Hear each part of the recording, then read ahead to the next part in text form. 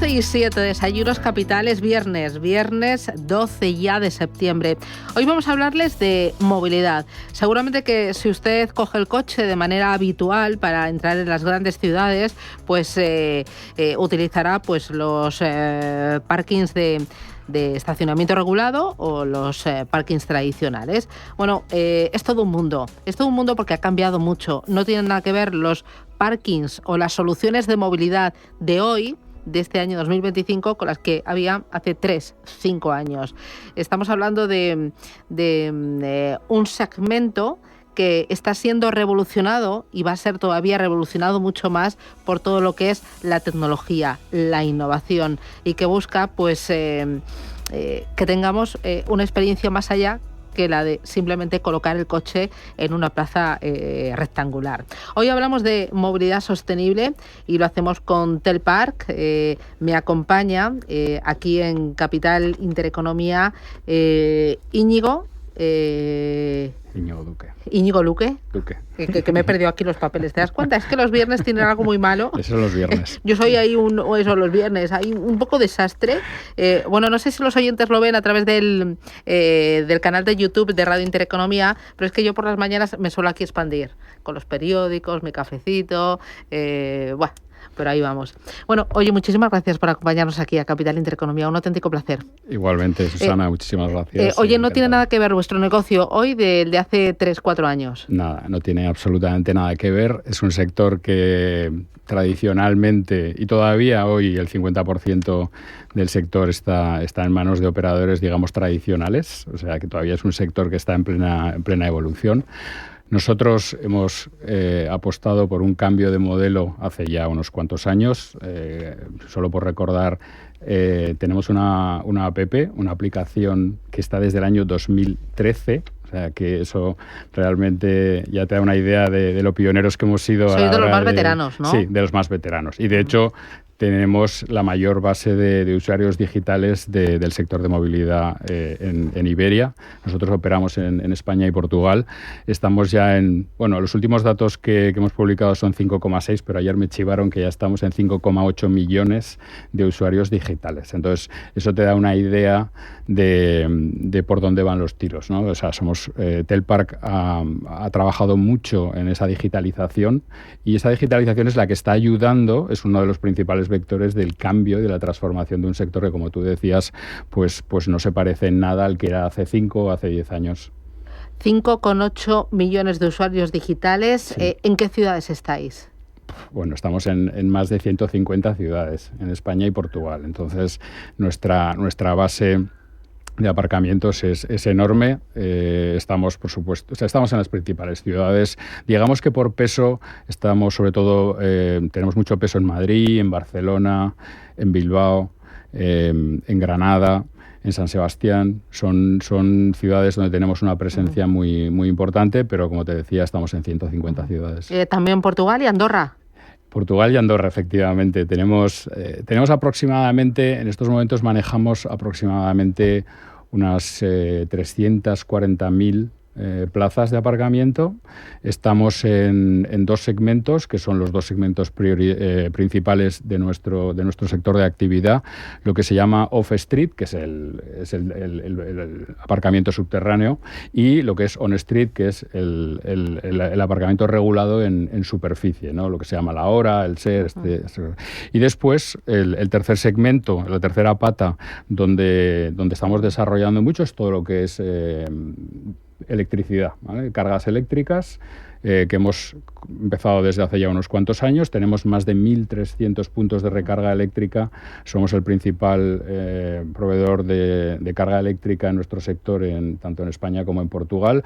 De ellos, además, 100 ya son de carga súper rápida, y seguimos creciendo. Y además hemos llegado, esto es importante, hemos llegado a un acuerdo con Thunder para colaborar en compartir nuestras redes de recarga, y eso hace que podamos ofrecer a los usuarios de las dos aplicaciones, y ahí ya estamos ofreciendo hasta 1.800 puntos de recarga a lo largo de la geografía ibérica. A ver, que me has dado mucha información en poquito tiempo.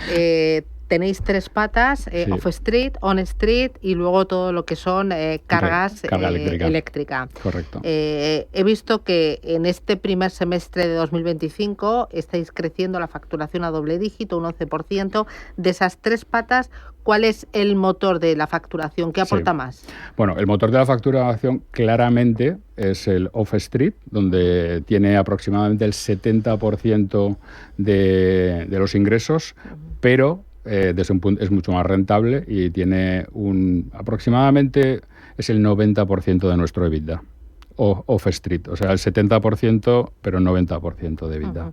Y luego, on-street, ahí entiendo que tenéis que ir de la mano de los ayuntamientos. De los ayuntamientos, sí, efectivamente. Ahí la mayor parte, por no decir todo, son licitaciones públicas, son acuerdos, o sea, son concursos públicos para gestionar el servicio de aparcamiento regulado, que somos nosotros los que ofrecemos ya no solamente el control, sino una serie de servicios como carga y descarga, zona de bajas emisiones, todos los que son los servicios que cada vez los ayuntamientos están demandando más, porque los ayuntamientos obviamente dentro de su estrategia de gestionar, de ir hacia una movilidad más sostenible, reducción de emisiones y demás, pues cada vez están digamos, evolucionando el modelo del aparcamiento regulado.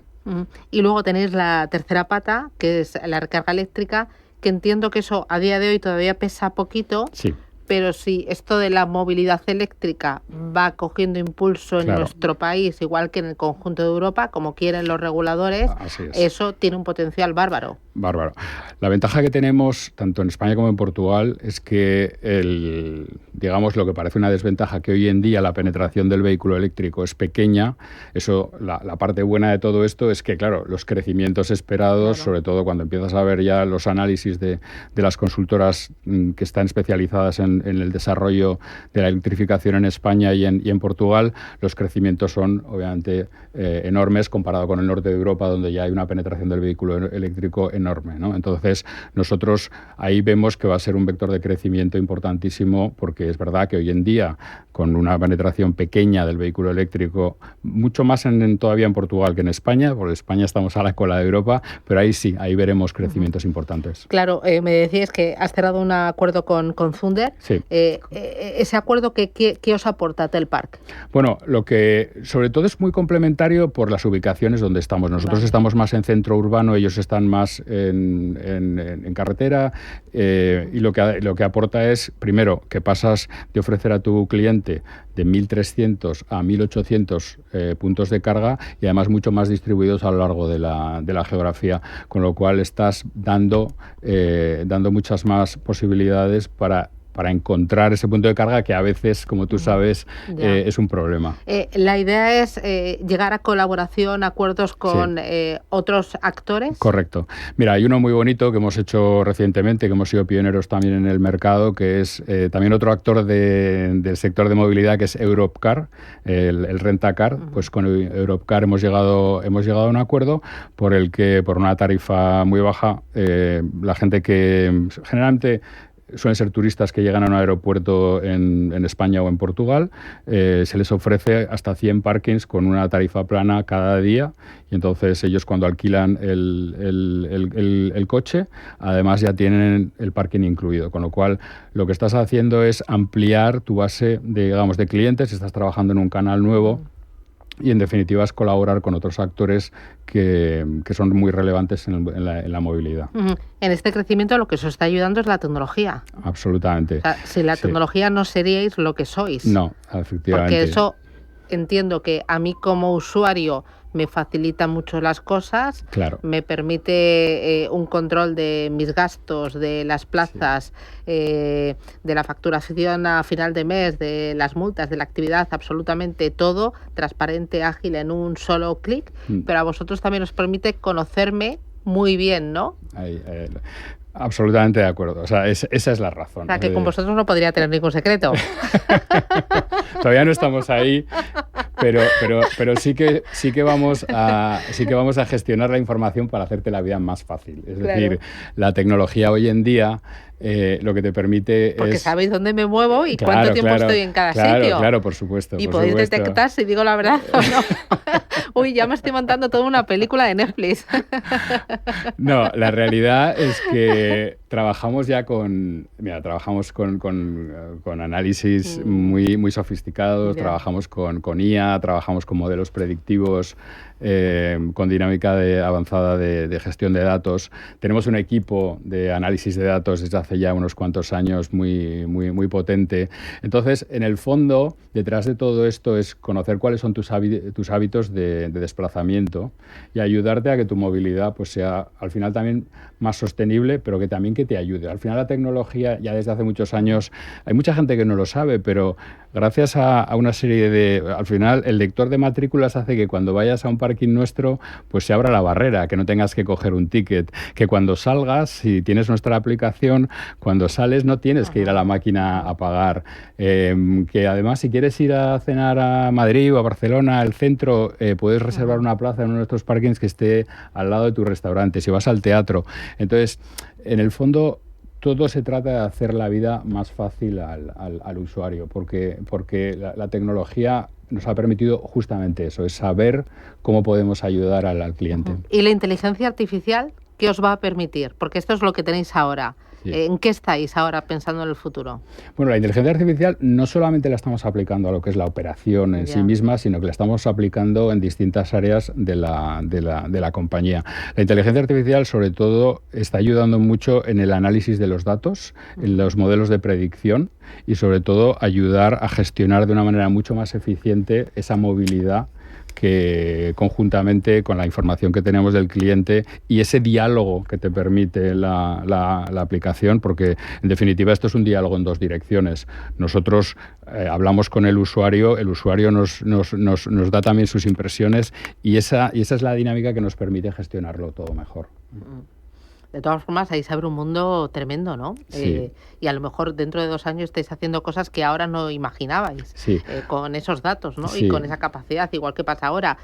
Lo que estáis consiguiendo ahora, hace 2 años, pues claro. se veía como mucho más complicado. Bueno, a ver, te puedo poner, por ejemplo, dos ejemplos que son pequeños, pero también, y tampoco es que sean, digamos, que igual no son muy... Pero, por ejemplo, en Madrid, el famoso Start-Stop, ¿no? Tú ponías el ticket, ponías 1 hora y después, oye, acababas la gestión en 20 minutos y no podías... claro, decías, oye, he pagado 1 hora. Bueno, eso era algo que obviamente estaba demandando el cliente, eso ya está en funcionamiento. Entonces, estás pagando por el tiempo que estás. No todos los operadores lo han puesto ya. Nosotros hemos pensado que eso es algo que efectivamente demandaba el cliente y era algo que además era necesario porque tenía todo el sentido del mundo.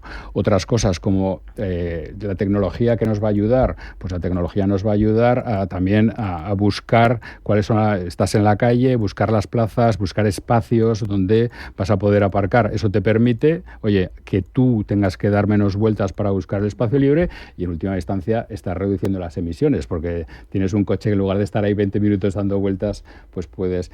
todo está orientado ayudar, por supuesto, al usuario, en definitiva a los ayuntamientos y a un objetivo que en definitiva todos buscamos, que es la descarbonización. Me comentabas que estabais ahora en 150 ciudades. Sí. ¿Qué tenéis en el radar para seguir creciendo? ¿Qué otras ciudades y cómo seleccionáis esas ciudades?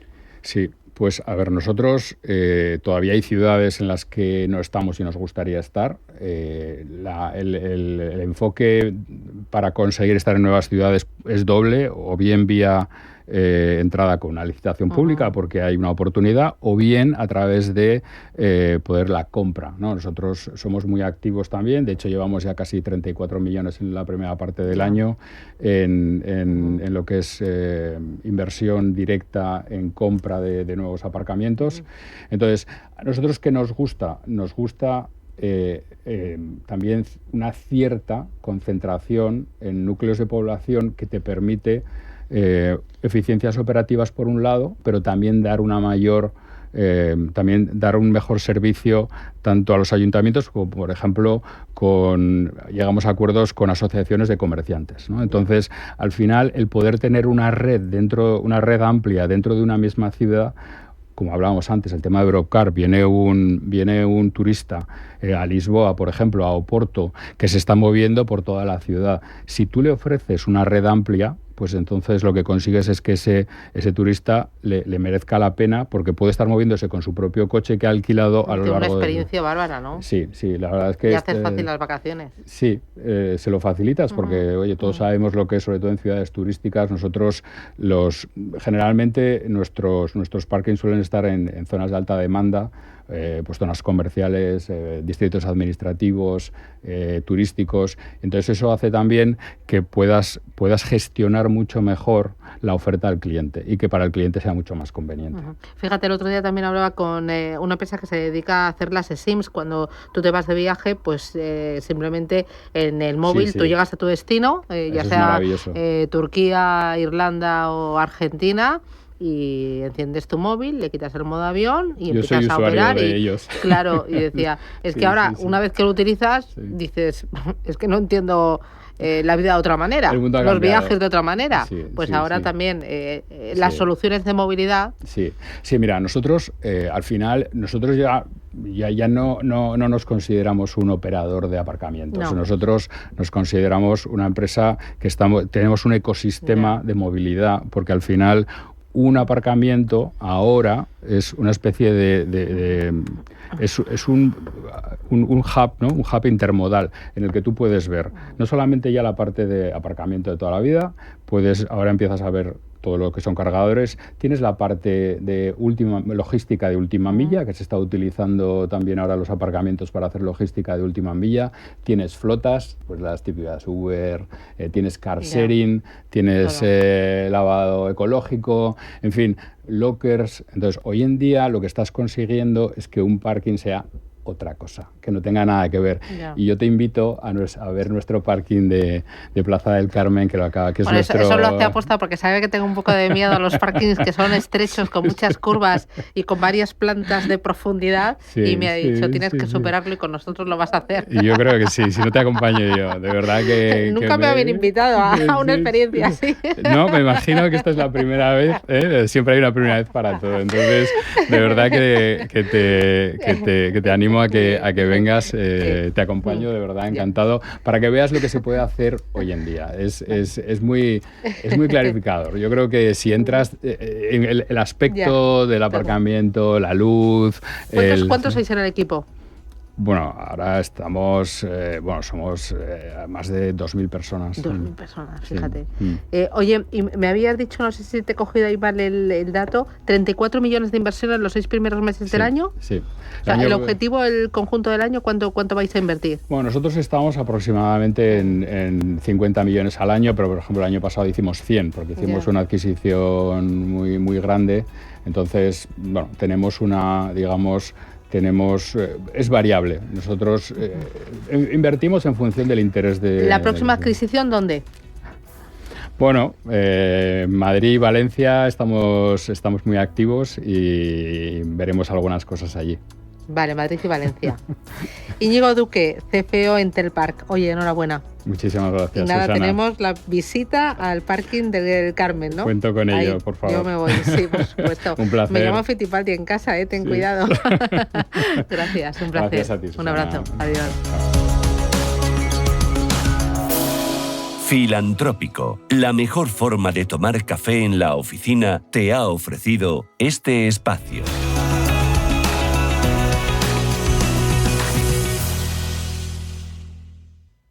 No todas las gestoras son iguales. Desde 1989, Cagmiñac ha ofrecido a los inversores una gestión verdaderamente activa y basada en sus convicciones, ayudándoles a alcanzar sus objetivos a largo plazo. A lo largo de nuestra historia, hemos desafiado el consenso y descubierto oportunidades de inversión allá donde se encuentren, explorando todas las posibilidades. Cagmiñac, 35 años de verdadera gestión activa. Más información en cagmiñac.es.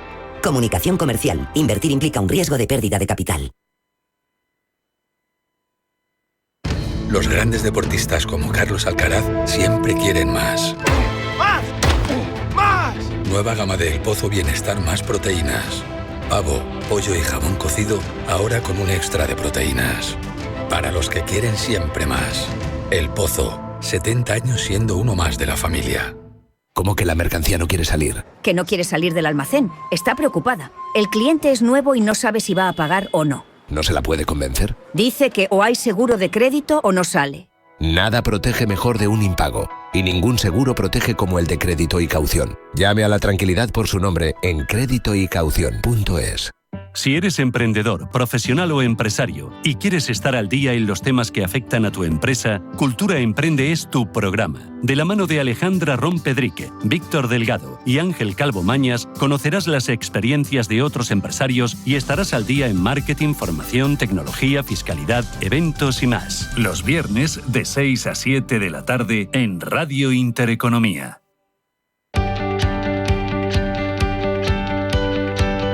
Foro Empleo en Capital Intereconomía.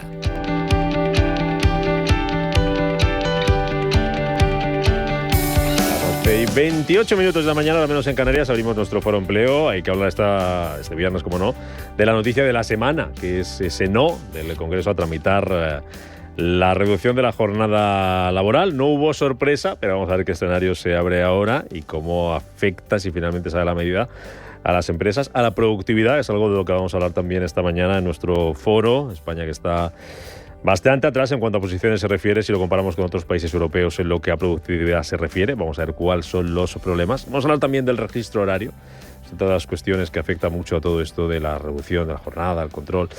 Lo vamos a hacer con José Canseco, nuestro experto en transformación, liderazgo y recursos humanos. ¿Qué tal, Canseco? ¿Qué tal? Buenos Muy días. bien. ¿Qué tal el verano, hombre? Pues estupendo, un verano envidiable. Mucho sol, mucha familia, mucho comer. Mucho calor. Mucha playa. Bien. Bueno, yo me voy al norte, como sabéis. ¿Y bien? Pues muy bien, ahí en Es que ha Llanes. hecho calor hasta allí, por allí. Pues ha hecho calor, la verdad Sí. es que ha sido una sorpresa que el mar estuviese tan caliente. Había Sí. mucha medusa y el mar estaba demasiado caliente. Así los madrileños no bañamos. Pero que no, cuando vamos al pero norte... no hace falta que vayáis ahí arriba ya. Eso dicen. No Pero hace cada vez falta. más gente, No merece la cada pena. vez más No, gente. merece la pena. Que no vayáis, ¿no? Que hay que ir, hombre, que no. hay que comer, que los negocios de allí tienen que comer. Que yo sé que los que vais estáis muy tranquilos, pero... Está a tope, no eso se es entra buena ya. noticia No para se la entra. economía de allí, hombre. No me vengas, Canseco.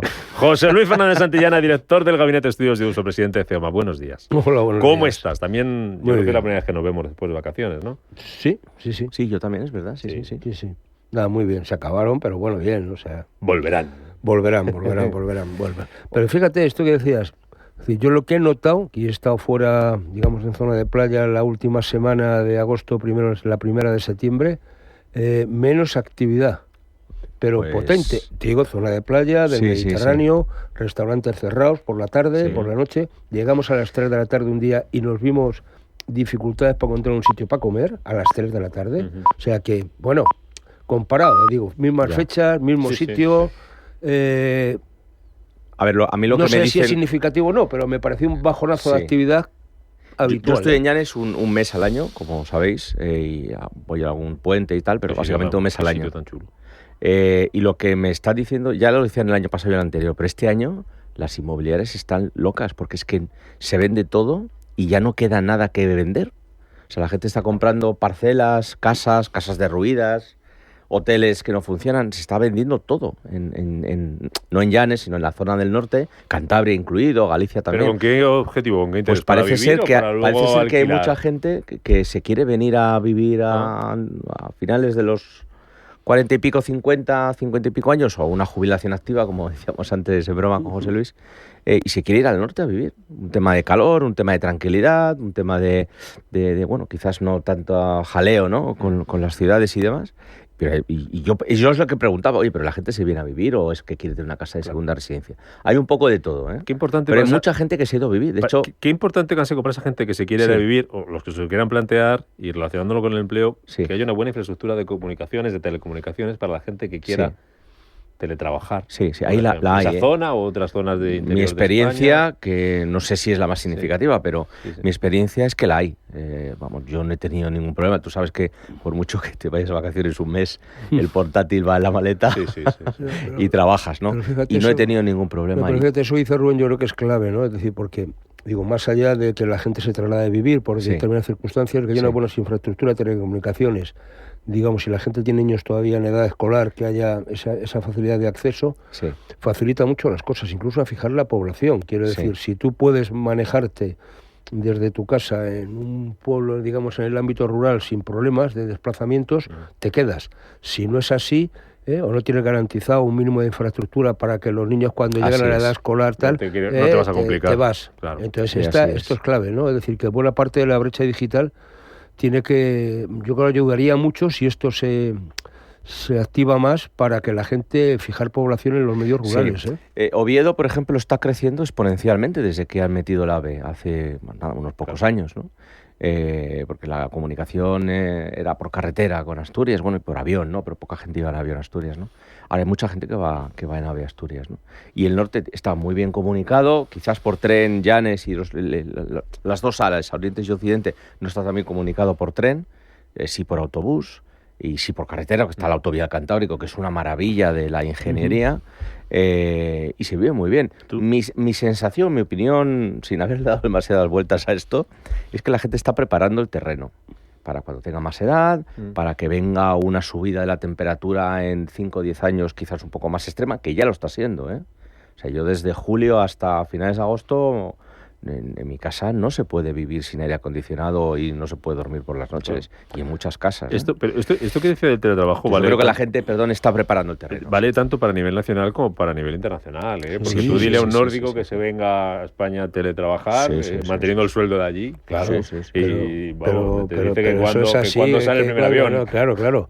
Pero es que el gran chollo ahora mismo es, por ejemplo, un ciudadano, un estadounidense, ¿no? Que se viene aquí a vivir, trabaja precisamente con salarios de allí, vive estupendamente, ¿no? Es decir, este tipo de situaciones es lo deseable, me da igual, un nórdico u otro tipo de situaciones. Pero fijaros, este tema de que este año en el norte yo estoy mirando temperaturas y ha pegado fuerte, ¿eh? O sea, y sobre todo porque no hay costumbre de que pegue tan fuerte, quiero decir, con lo cual esa diferencia... Lo de Bilbao ha sido extraordinario, Pero fíjate, yo el otro día de unos datos porque sacamos desde CEOMA, voy a otro tema, alguna nota quejándonos de este tema, de las olas de calor, sobre todo, o sea, el número de fallecimientos que hubo en las 3 semanas, digamos, del lado de calor, julio y agosto, fueron como 1.840 personas, de las cuales el 95% era gente mayor. Oiga, esto hay que preverlo, ¿no? O sea, estas estadísticas van saliendo y hay que prever situaciones y actuaciones precisamente para... Hombre, porque tú no puedes bajar la temperatura de un sitio, pero sí puedes ayudar a que la gente esté en sitios donde la temperatura sea más agradable. Y eso me parece que es importante. Hablamos mucho cuando llega el frío, pero no nos preocupamos tanto de cuando llega el calor, ¿no? Y el calor está causando ya más muertes entre la gente mayor fundamentalmente que el frío, Bueno, pues vamos con el tema de hoy, porque es el tema de la semana que hemos vuelto. Estamos hablando de las vacaciones, pero volvemos al cole y empezamos por la puerta grande, con examen al principio, ya nada más llegar. ¿Exámenes y eso? En el Congreso, a la reducción de la jornada laboral. ¿Aprobaron? No iba a salir, ya se aplazó, como sabéis, lo contamos aquí antes de vacaciones la votación, porque no había apoyos. No ha cambiado nada, porque Junts...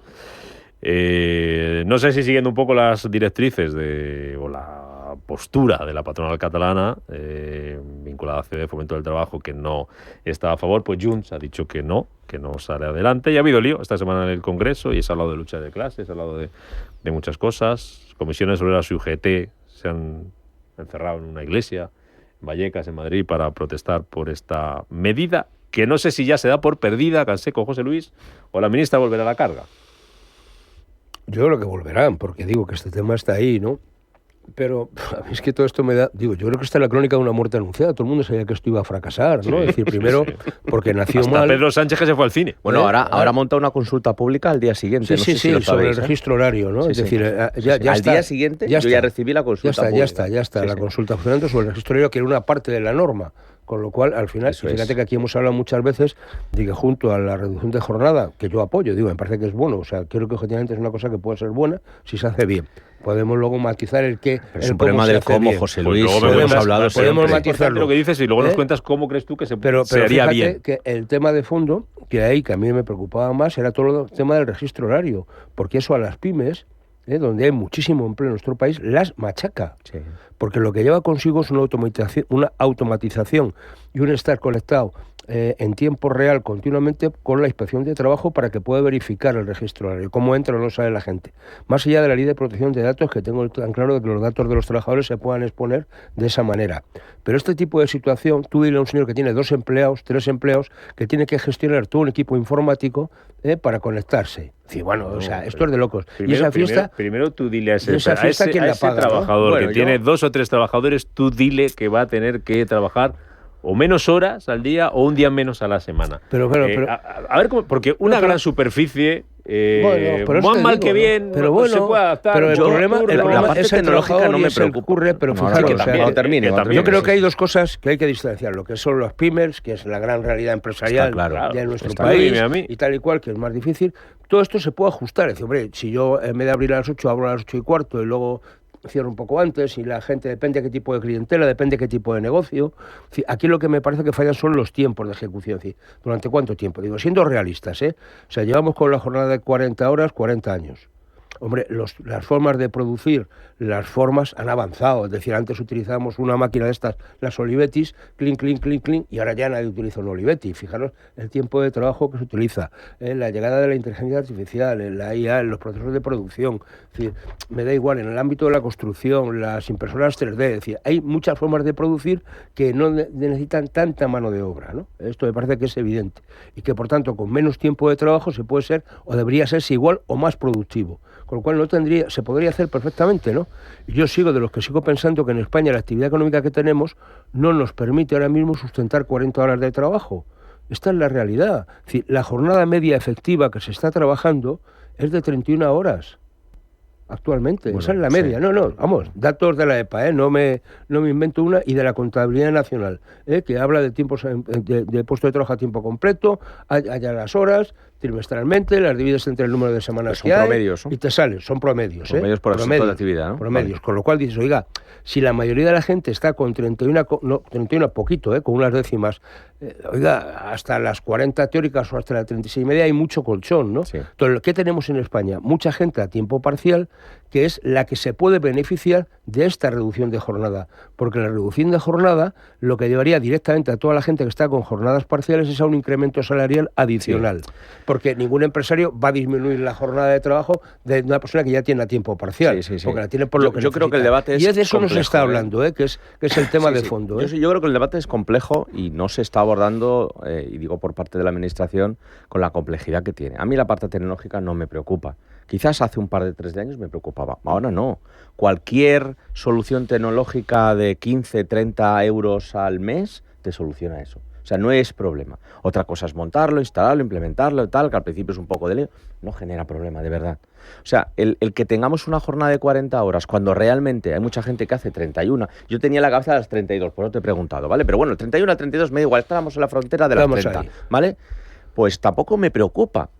Porque es que muchos restaurantes de los que tenemos aquí alrededor abren a la 1 y a las 12:30. No te abren a las 8 de la mañana. Claro. Te abren a las 12:30 para dar el servicio de comidas y depende del volumen de demanda que tengan, cierran a media tarde o no y ya tiran hasta la noche. Por tanto, eso se está haciendo y se están gestionando las jornadas de la forma más o menos adecuada, ¿vale? Entonces, lo que creo que está pasando, como digo siempre, es un tema de estilo.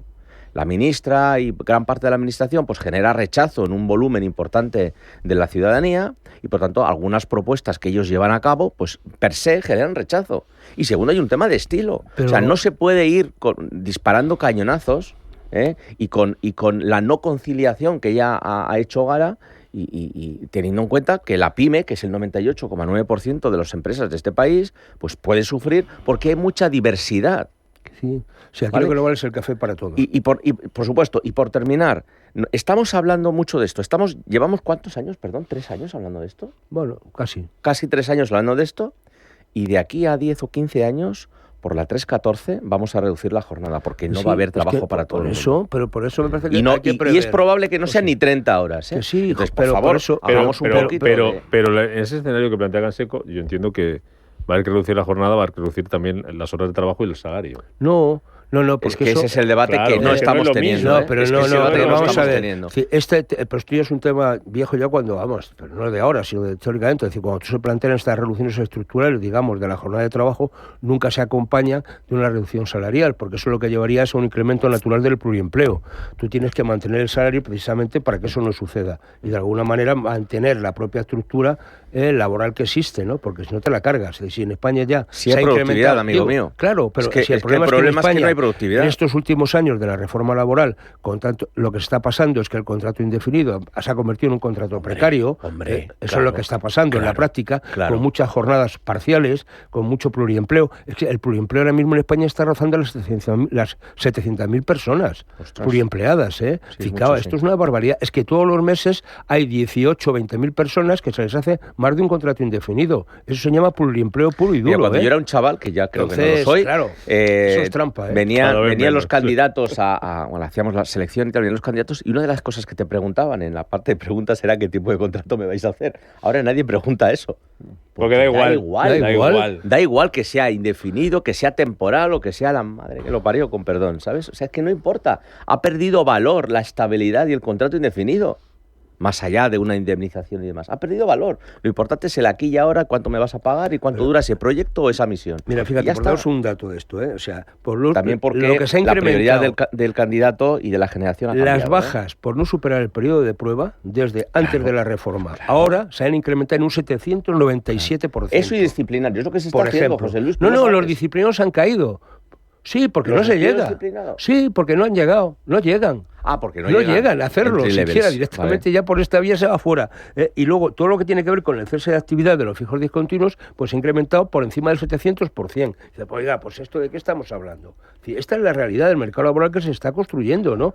Añado otra, perdona, José, que te interrumpo. El otro día, antes de ayer, vi un gráfico, que no sé decir dónde lo vi, pero el gráfico comparaba la línea en los últimos 10 o 15 años de crecimiento del empleo público con el crecimiento o decrecimiento de los autónomos, de las altas en autónomos. Y era para echarte a llorar, Bueno, pues yo creo que no son comparables, ¿no? Es decir, los autónomos, depende de qué estadística se ha mantenido, incluso ha crecido en términos interanuales, ha crecido un poquito, no una barbaridad. En términos mensuales depende, por ejemplo, esta última EPA y estos últimos han sido malos, pero en el conjunto, decir, bueno, ahora mismo estamos con algo más de 3 millones de autónomos. Es decir, a mí no, pero el empleo público ha crecido, no sé si es lo suficiente o no. No sé lo suficiente o no. Porque el problema del empleo público es que, claro, hay algunos que es muy necesario y no se está cubriendo. Por ejemplo, en el ámbito de la sanidad hay auténtica precariedad. En el ámbito de la educación, interinos a mogollón, que están ahí, bueno, que nunca se sabe de una situación. Estamos hablando del tema de la justicia.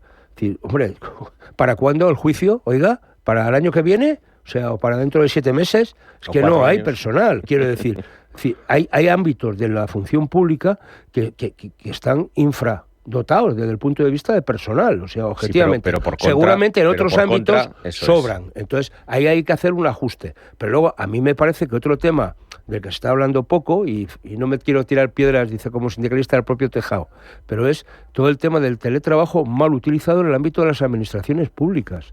Yo no tengo nada en contra del teletrabajo, pero lo que no puede ser es que tengamos ministerios vacíos. O sea, yo por distintas circunstancias he estado en distintas administraciones a las 4 de la tarde teniendo alguna reunión con algún director general o con alguna gente importante, miras los despachos, miras las salas de trabajo y están vacías. Y estaban teletrabajando seguro. Seguro. Bueno... Y el aire acondicionado está puesto. Claro, estamos en lo de siempre, con lo cual a veces nosotros mismos nos estamos pegando un tiro en el pie con el ámbito de lo que es el empleo público y la calidad del empleo público, porque la propia administración no lo está cuidando. Y la tasa de temporalidad en la administración pública está en torno al 30%. Es decir, se ha incrementado, mientras que la tasa de temporalidad en el ámbito privado de las empresas con respecto o después de la reforma laboral ha bajado casi 10 puntos. Estaba en el 20 y tanto y se ha quedado en el 14. Oiga, ¿de qué estamos hablando? Bueno, pues esto es lo que hay. Este es el mercado laboral que tenemos. Hombre, pues no es tan bonito como nos lo están contando, ¿no? Absoluto. El tema que un día hablaremos de eso de los interinos que dice, sobre todo en la educación, porque la cosa sigue funcionando, a pesar de los interinos. Parece que hay cierta, no sé si llamarlo comodidad, dentro del sector, no ya digo de los que trabajan, yo digo de los de arriba, porque un sueldo de un interino no es igual que el sueldo de un titular. Entonces, vamos, salvo los trienios, no es mal sueldo el de un interino. Digo, sí, pero no es igual. No es igual. Entonces, si el interino me lo saca, pues... No, claro. Me estáis entendiendo, ¿no? Sí, no, pero esto es el sueño. Pero no sé, el problema de esto es que no se convocan las plazas suficientes para cubrir esos puestos. Y sí, claro, porque es una cosa funciona, el que tiene que pagar paga menos. Y el problema... pero ¿por qué esa obsesión de la administración pública con la temporalidad, con no cubrir plazas fijas? Porque yo no lo entiendo. Bueno, porque es más cómodo. Primero porque no tienes y porque le sale más barato, entre otras cosas. Mira, claro, Sucho, yo mira. Encima tengo la suerte de que ¿sabes qué sector, los 2 meses de verano no los pago? ¿Qué sector ha sido el que más ha caído la afiliación a la Seguridad Social en el mes de agosto? Para no irnos más lejos. La educación, más de 70.000. Pero eso súmale los 100 y pico mil de julio. Estás hablando de 200.000 tíos que se van fuera. 2 meses que me ahorro. 2 meses de cotización y de salario. Y si en septiembre paga un interino, mejor que un titular. Ya está. O sea, pero este es el cachondeo. Oiga, y la inspección de trabajo ahí no actúa. Y eso pasa, digo, fundamentalmente en la administración pública, en el ámbito educativo público, pero también en los ámbitos privados, En algunos colegios privados hacen exactamente igual. Oiga, ¿y la inspección dónde? ¿Por qué no va? No estoy sacando a nadie del saco. ¿Por qué? Oiga, digo, si esto está claro, es que lo te decía, oiga, es que la de la hostelería en agosto ha ido, sí, la baja de la hostelería no ha sido para tanto. A las de la educación, mogollón, ¿no? Oiga, esto es absurdo en este país, ¿no? Entonces me parece que aquí se habla mucho y luego el problema de fondo, cuando están diciendo continuamente el récord de ocupación que tenemos, es que no nos dicen cuántas horas trabajan los ocupados. Es que tan ocupado es el que trabaja 2 horas a la semana como el que trabaja 40. Y cuenta igual. Oye, no es lo mismo, Relacionado con esto que hemos empezado hablando del rechazo del Congreso a la reducción de la jornada laboral, tiene mucho que ver la productividad, si esto va a afectar de alguna manera a la productividad o no, en un país en el que no podemos sacar pecho en cuanto a productividad se refiere si lo comparamos con los de nuestro entorno, con los países europeos. Pero yo os pregunto, ¿qué relación hay entre más o menos horas trabajadas con la productividad? Es decir, ¿trabajar más horas nos asegura que seamos más productivos? En absoluto. Por eso. En absoluto. Entonces no vale como argumento el decir que es que tenemos la productividad muy baja y si reducimos horas de trabajo vamos a ser todavía menos productivos. No tiene por qué. ¿Cómo casamos eso? ¿Cómo? Hay muchas formas de medir la productividad. Lo que pasa es que estadísticamente solemos medirla por hora trabajada, ¿no? Y lo que está ocurriendo es que nos estamos separando o sea, la productividad ha crecido un poquito en España, pero sí es cierto que estamos cogiendo distancia con los vecinos europeos, ¿vale? Y eso es un problema real. Entonces, cuando el gobierno sale y dice que España es el país de la Unión Europea que más crece, que es una envidia, que tal y cual, lo que no estamos viendo es que tenemos más números de elementos, más insumos, hay más personas trabajando en España, hay más población, estamos cerca de los 50 millones, no lo olvidemos. 47, 47 y pico. Bueno, nos queda 48 estamos ya rondando casi. Nos queda un pelo, ¿vale? Y al final somos un pelín más de productivos, ¿vale? Estamos creciendo un poquito más con mucha más gente. Por lo tanto, si lo tenemos, si lo tocamos en renta per cápita, vemos que realmente la renta per cápita española da un poco de pena. Está bajo mínimos. Estamos perdiendo mucho poder. Pero digo yo, siendo un poco abogado del diablo, la gente ahora con 1.500 euros al mes no puede vivir. No, claro. No puede vivir. Y eso es la renta. No digo que viva bien, digo que no puede vivir. Entonces no se compra casa. Dices, no, hombre, es que los jóvenes están todo el día yéndose de viaje, ¿no? Me decía uno el año pasado y tal. Ya, pero es que no tienen casa, no tienen hipoteca. Comparten un piso entre 4. Entonces, al final tú reduces el gasto de vivienda. Según entra, sale. Claro. Entonces, bueno, pues ya que no puedo comprar una vivienda, no puedo montar una familia, pues me voy de viaje y disfruto de la vida. Pero digo yo, siendo un poco abogado del diablo, lo que decía Canseco, que la productividad se mide por horas. Si conseguimos hacer lo mismo, si seguimos haciendo lo mismo en menos horas, es decir, si a la división yo le reduzco el denominador, pero bueno, pues me va a salir un resultado más alto, pero ¿no? Hay que ver con un cociente más alto. Pero fíjate, Rubén, hay que ver cómo ponemos esas horas en relación con lo que se trabaja y con la gente que trabaja. Porque si no, al final no miden la productividad. Es decir, claro. Entonces, el tema de fondo es que la productividad no mejora porque hay dos cosas. Estamos trabajando semanalmente, lo que decía antes, el promedio de jornada efectiva, estamos por debajo de la que teníamos en 2008 y 2007. Entonces estábamos casi en 33 horas, ahora estamos en 31 y poquito. Pero con más personas ocupadas, claro. Con lo cual la productividad baja. Claro. Si estamos trabajando menos horas con más gente, al final cada uno trabaja menos, ¿no? Con lo cual lo de la productividad no mejora notablemente.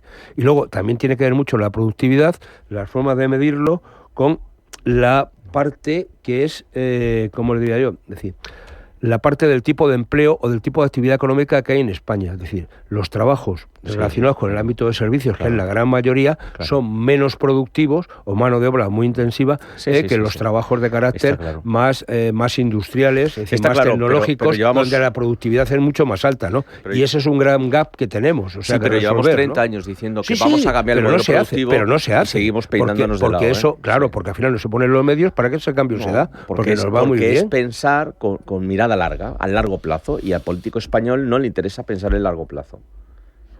¿Cuántos países que hay en nuestro entorno han hecho cierta reconversión? Siempre hablamos de Irlanda, ¿no? Bueno, pues que en Irlanda no puedes alquilar o comprar un piso porque no hay espacio. Sin embargo, hay muchísimo trabajo, tiene un déficit de mano de obra brutal. Y los salarios han crecido.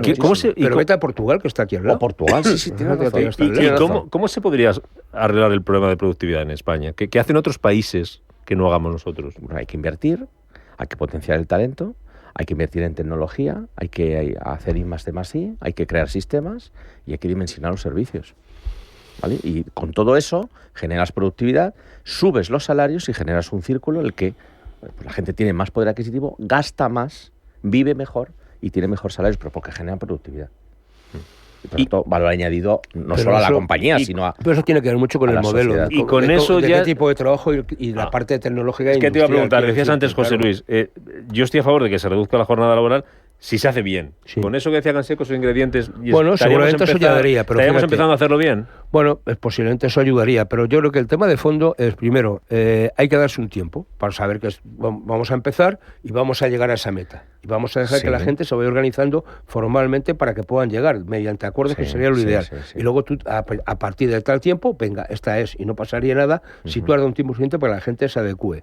Yo creo que la productividad, o sea, ¿cuál es el problema de fondo?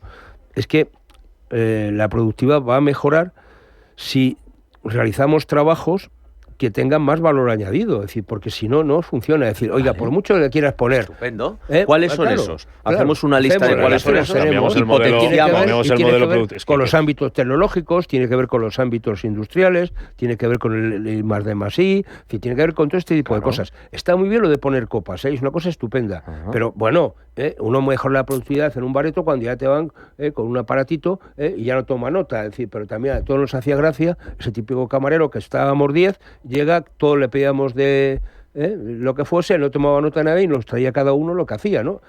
Digo que tiene que ver mucho con la profesionalidad también en este tipo de ámbitos, ¿no? Yo creo que este tipo de cosas hay que mejorarlas, ¿no? Y luego, en los ámbitos incluso de servicios se puede aumentar notablemente la productividad porque tú puedes meter procesos que ayuden a este tipo de cosas. Claro, es lo que yo decía. Y eso me parece que es importante, ¿no? Es decir, incluso en la hostelería, en la restauración, puedes meter muchas cosas de estas que ayuden y que animen cómo se tramita la orden de la comida, es decir, por supuesto, este tipo de cosas más, como tienes una serie de procesos automatizados. Bueno, hay 1000 historias que se pueden hacer, pero no estamos invirtiendo. Y el problema es que en España la inversión ha caído notablemente en los últimos años, Es decir, porque no solamente ya lo que invierten los nacionales, es que la inversión extranjera, que es la que a veces venía a tapar esos huecos, pues hombre, no está cayendo precisamente porque no somos el país como más seguro del mundo, y el dinero es muy cobarde, Bueno, en España tradicionalmente la inversión ha sido más una letra al tesoro, Hay pocos inversores en nuestro país que arriesguen su patrimonio o tal por startups o por scale-ups o por lo que fuera, ¿no? Y pongan dinero encima de la mesa por una idea cuando está en una fase muy early y lo que quieren es garantizar que van a tener un retorno. Eso no es invertir, eso es tener un plazo fijo, ¿no? Un depósito. Y otra cosa que quiero decir, que yo creo que a veces no se ha dicho hoy, lo hemos dicho otras veces, pero hay cierto mantra, Da la sensación de que cuando pensamos en pymes y en muy pequeñas empresas o microempresas, estas no son productivas o son menos productivas o no tienen los procesos, no lo digo por ti, José, o no tienen los procesos engrasados, ¿vale? Quiero que quede dicho que muchas veces, o gran parte de las veces, las pymes, las pequeñas empresas, las micropymes, tienen los procesos muy engrasados y son muy productivos. A veces el gigante, la empresa grande, el monstruo, el como lo quieras llamar, tiene un proceso más lentos y le cuesta ganar en productividad porque tiene más burocracia. No, digo simplemente con este tema, decir que muchas veces en los concursos públicos se prima más a una gran empresa y no a una pyme que puede ser tan productiva o es más o es mejor que la grande. Y eso me parece que es un hándicap que tienen nuestras pymes. Que nos vamos, competencia por aquí real se llama en unas semanitas, volveremos a debatir sobre el mercado laboral. José Luis Fernández Santillana, José Cansec, un placer como siempre. Me alegra mucho veros en forma, bien engrasados, vosotros sí, muy productivos, que nos ha dado tiempo a hablar de todo esto en nuestro foro, primero vuestro después de la vuelta de vacaciones. Gracias a los dos. Nos vamos, que quedan 4 minutos para llegar a las 12 del mediodía. Noticias con Blanca del Tronco y después Rafa Jiménez con la media sesión. Muy pendientes a partir de ahí de la rueda de prensa que va a ofrecer el Banco Sabadell. Ya saben, se lo contábamos esta mañana, antes de las 8, esa decisión del Consejo de recomendar no acudir de forma unánime a la OPA lanzada por el BBVA. Rueda de prensa de César González Bueno y de Sergio Palavecino, el director financiero de la entidad, que va a estar con nosotros a partir de las 3:15 de la tarde, el director financiero de Banco Sabadell, aquí en Radio Intereconomía, los micrófonos de cierre de mercados con Javier García Viviani, 3:15 de la tarde. No se lo pierdan. Que pasen un feliz viernes. Seguimos pendientes de la información y de la actualidad. Hasta el lunes. Adiós.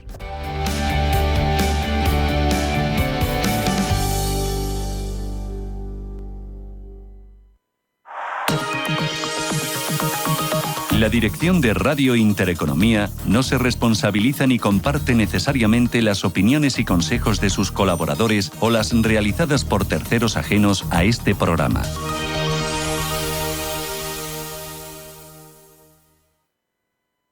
¿Qué tipo de piel tienes? ¿Te la cuidas? ¿Te proteges del sol? ¿Se te cae el pelo o se te hinchan las piernas? ¿Qué perfume puedes regalar? Deja de buscar en internet respuestas confusas, porque ahora en Belleza Capital estarás enterado de todo esto y mucho más. Los sábados de 11 a 12 de la mañana en Radio Intereconomía con Katia Rocha.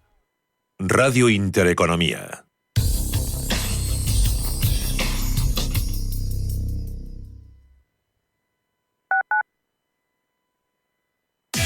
Llega la tercera edición de los Premios Intereconomía, la gran cita para celebrar la innovación, el talento y la excelencia. Si tu empresa tiene una historia que contar, un proyecto que inspira o un éxito que merece ser reconocido, inscríbete ya. Súmate a esta tercera edición de los Premios Intereconomía, donde las empresas que mueven nuestro país son las verdaderas protagonistas. Descubre toda la información en premios.intereconomía.com.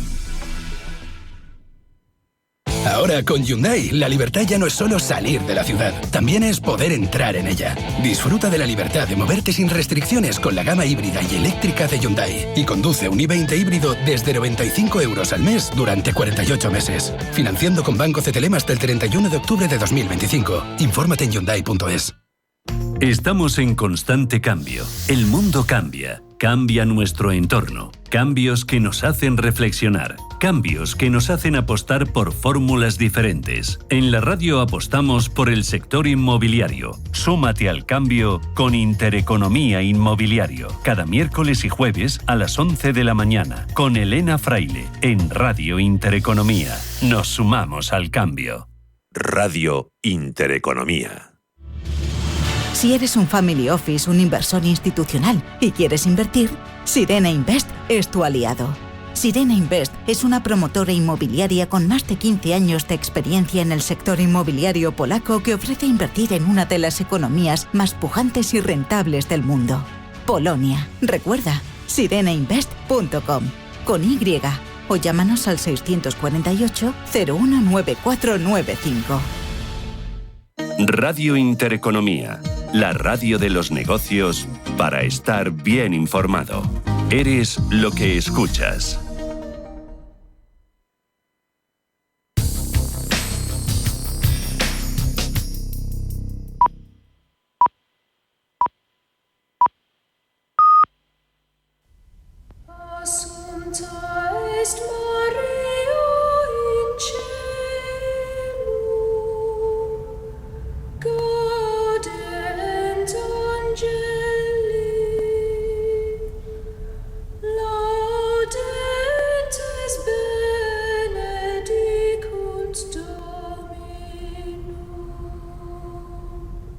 Son las 12 de la mañana, las 11 en Canarias. Radio Intereconomía. Boletín informativo. Buenos días. Madrid acogerá en los próximos días una nueva ronda de negociaciones comerciales entre China y Estados Unidos que mantienen vigente una tregua arancelaria en medio de disputas en torno a cuestiones como la aplicación TikTok o las tierras raras. Se trata de la cuarta ronda de negociaciones comerciales entre ambas potencias desde la escalada arancelaria que protagonizaron el pasado abril, que se tradujo en un embargo comercial de facto entre las dos mayores